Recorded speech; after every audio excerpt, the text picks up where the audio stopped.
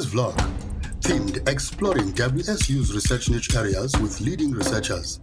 Join us for a series of vlogs that will see Vice Chancellor and Principal, Professor Rushila Nolundi Songa, engaging with various academics and researchers.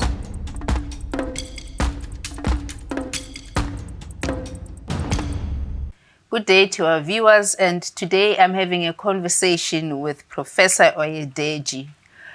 Professor Oyedeji, you are most welcome to this week's vlog. As we start this conversation, please tell us about yourself. And I'm aware that you are one of the NRF rated researchers at WSU. If I may say so myself, you were one of the first in 2020. When I arrived here, you were one of the 3 NRF rated researchers. And now we have 27 NRF rated researchers. I just want you, as we start this conversation, just to talk to us about that and perhaps what role, if any, you have played in encouraging some of our academics to apply for NRF rating. Now, having said that, also please talk to us about your research niche area. Thank you, Vice Chancellor. My name is Adebola Oyedeji. I'm an organic chemist, and I lead the African Medicinal Flora and Fauna niche area. Maybe I should first talk about the NRF rating that you asked of. Yes, I was first rated in 2009. Mm-hmm. I started from the low grade, which is the L grade. And after 5 years, I applied and I was given a C3. And after that, I applied again for another rating, re-rating, which was another C3, until recently when I was given a C2. Ever since I joined Walter Sisulu University, I really want others to come to that level. So I've been a mentor. I do organize workshops, and I mentor a lot of colleagues towards the NRF rating. In fact, most of those that got rated recently, I mentored about 6 of them. Wow.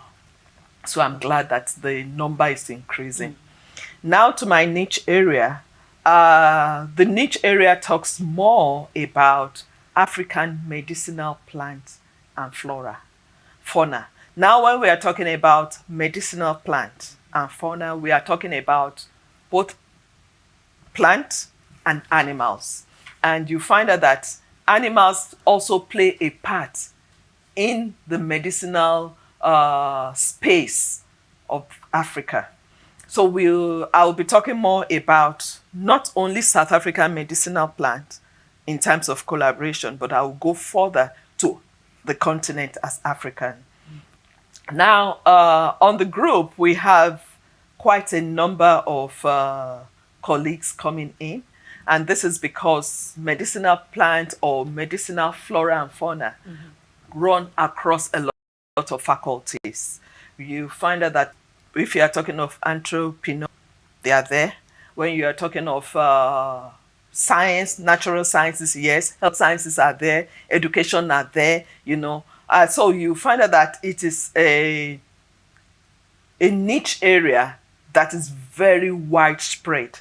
And because if you look at the profile of the publication in Walter Sisulu, more than 50% comes from medicinal plants. Wow. So that is why it is a very wide niche area, and we have a lot of colleagues from all over. When I mean all over, I have them in social sciences, I have them in law, I have them in health sciences, I have them in promotion, health promotion, I have them in even economics. For example, we have currently a master's student that is on the niche, in one of the niche projects that we have, a master's student in economics in medicinal plant research.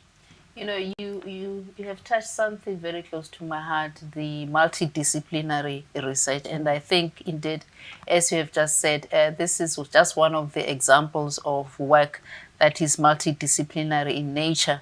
And I really thank you for leading this great niche area. Now I see that you have brought us some tea and some cannabis beer. Tell us a little bit more about your teas and beer. Thank you, Prof. The tea project started in 2015, if I'm correct. Yeah, 2015. It was brought from the laboratory normal research that we do. And we found out that we have these herbal mixtures, which was given to us by a traditional healer. He was using it to treat his patients. And we got a funding to look into the plants he was using and authenticate it, and if possible, help to modify it. Hence, we went into collaboration with him, and an MOU was signed, and he was able to transfer some of the plants to us for analysis. And after testing 2 of the mixtures, we came up with these 2 teas, which is the Creative Navina tea and the Creative Arthritis tea. Now, these 2 teas are unique from the ones in the market. You find out that we have chamomile tea, Yes. which helps you, which calms you down and makes you to sleep well. But the Navina is far better than that because it's a blend of 9 different medicinal plants. Wow. While chamomile is just one. Hence, you find out that it not only calms you down, it helps you to have a deep sleep. And in the process of having a deep sleep, your muscles is well relaxed, pain is gone, you wake up very fresh. So that is the essence of, or that is the beauty in our tea. The cannabis beer is also a collaboration with the Hemp Association, Eastern Cape Hemp Association. The collaboration, I think the collaboration started in 2019, but we were unable to formalize it until 2020 when an MOU was signed. And at that time, they had already gone to produce this beer. But then the problem is that the constituent and the percentage, the government is very passionate about the THC content. Hence, our lab is actually looking at not only the constituent, we are also looking at the shelf life. The shelf life when it gets to the store, how long can it stay, what's the acidity, it is made from water, what happens to the microbial growth and all that. So hence, we are also into that research. And funny enough, this year from the niche area, we have given that project to one young emerging doctor to do the analysis for us. What does the beer do? Just what is its benefit? You have explained about the teas, and now what about the beer? What's the benefit? Now the beer is just recreation like any other beer. Okay. It's just like a recreation beer. Yeah. But you know that cannabis on its own is medicinal. Yes. Hence, it also has some medicinal potential. Now, if I can digress a little bit, part of the research we are looking at is how cannabis can be used as anti-obesity template or agent, So you find out that now, concerning this beer, it is not only, you are not only taking it for recreation, you are also taking it to feel good. But in the process of feeling good, it must not be above the normal 2% that is allowed by the government. Hence, we need to test it and make sure that it is up to the government regulation. Okay. No, thank you for that. And what are your plans to attract young researchers in your field, bringing them into the niche area? Yeah, thanks, Prof. You find out that because the medicinal plant, it's or animals research is wide, and you don't stop at just analyzing. you have to go further and look at the application.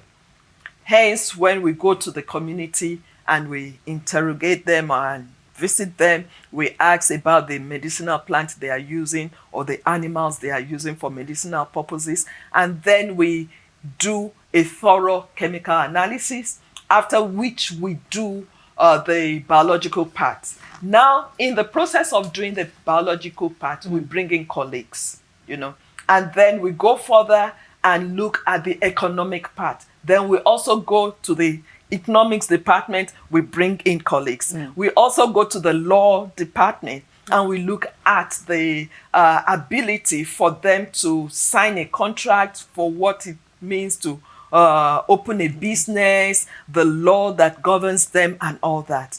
Now, in this process, what we have done is to make sure that we have young emerging researchers.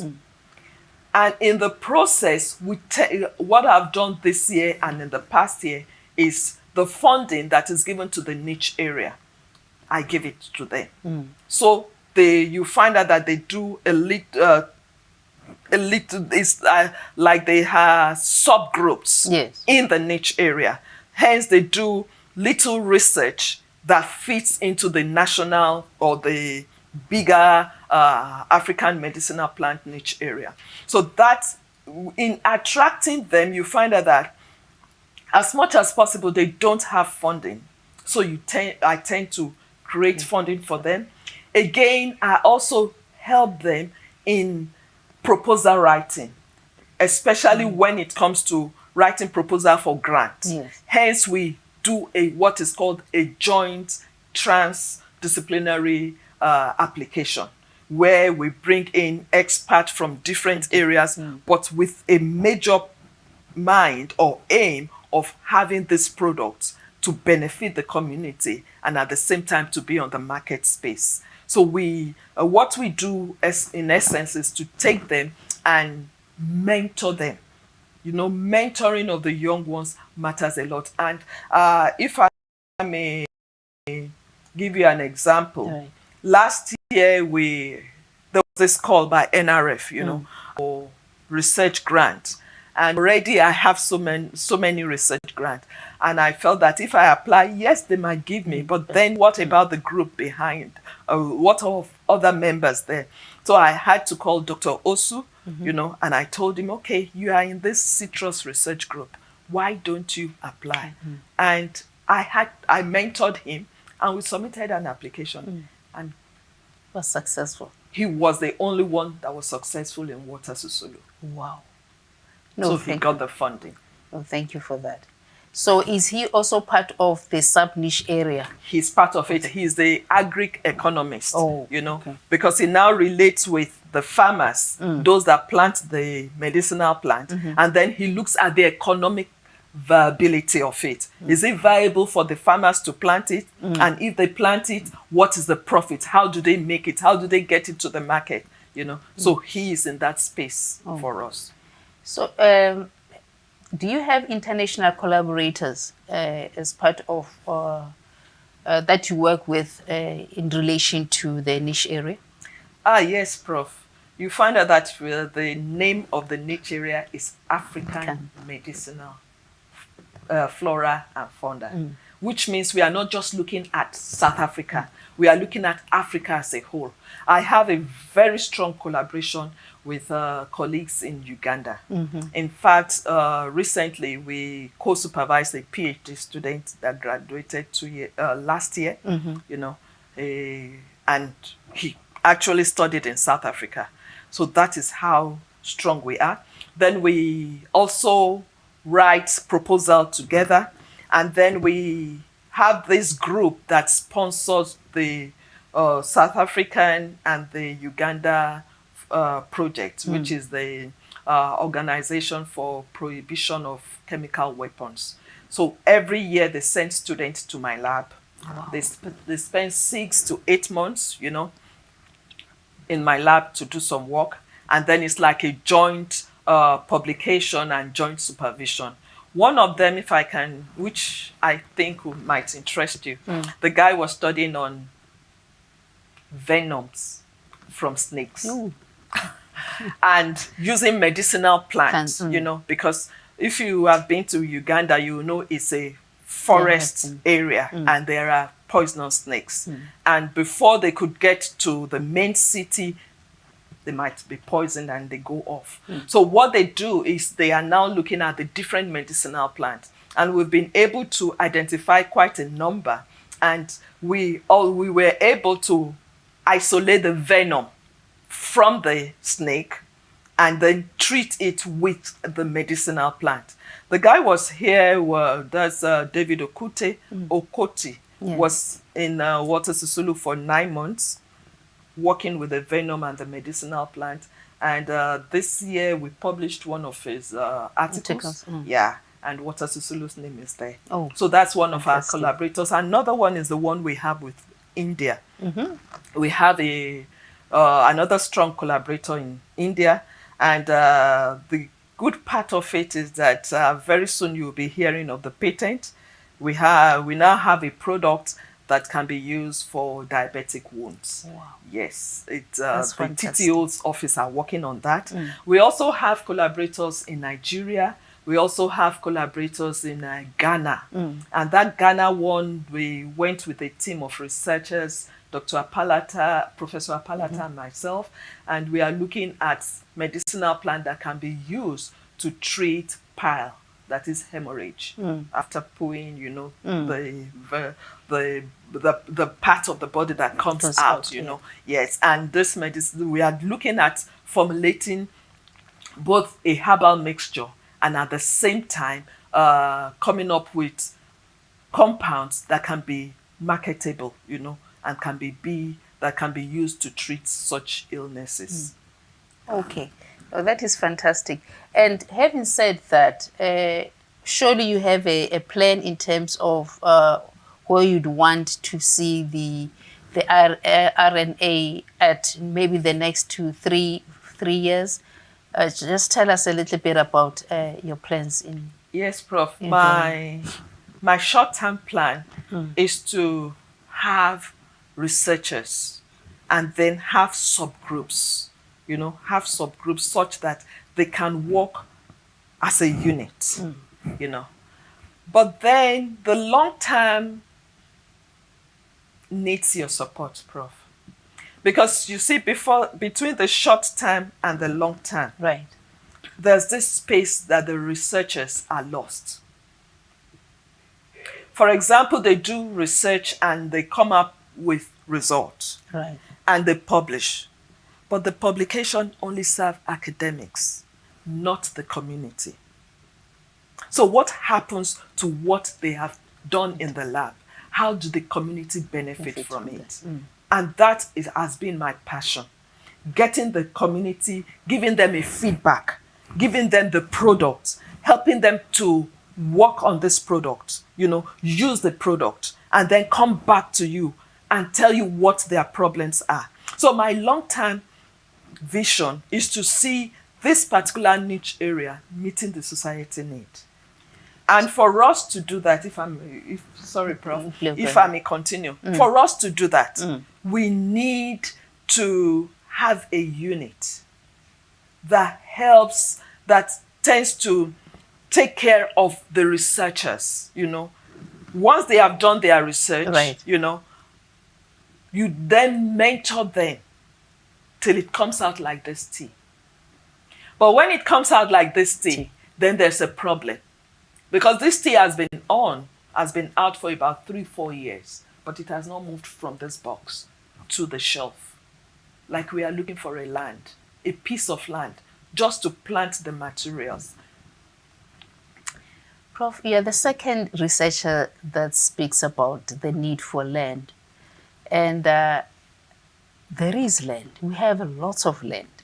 So I think we need just to have a conversation, just to say, how do we then use the land that we own as an institution effectively, so that then we can continue the work that you need to do on our land. So I will take that up with you and Professor Oguthe as well, and then see how we can go about it. I'll be so glad, Prof. I'll be so glad. because one of the researches that one of the workshops we had recently with the Middle Drift citrus farmers, you know, we are looking at waste. Right. And waste, you know, citrus, this is the season. Everybody just takes the juicy part and throws away the waste. Now we have found that that waste can be used to preserve maize. Maize, just maize, either the leaves or the peels itself.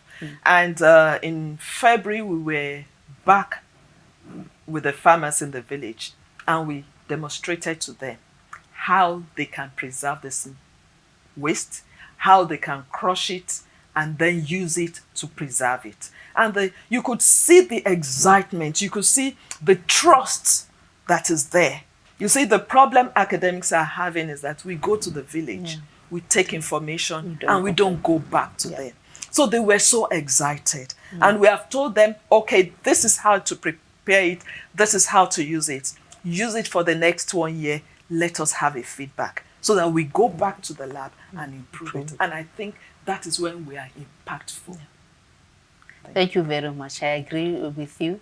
And that marks the end of our conversation with Professor Oyedeji. Thank you so much for watching. Until next time.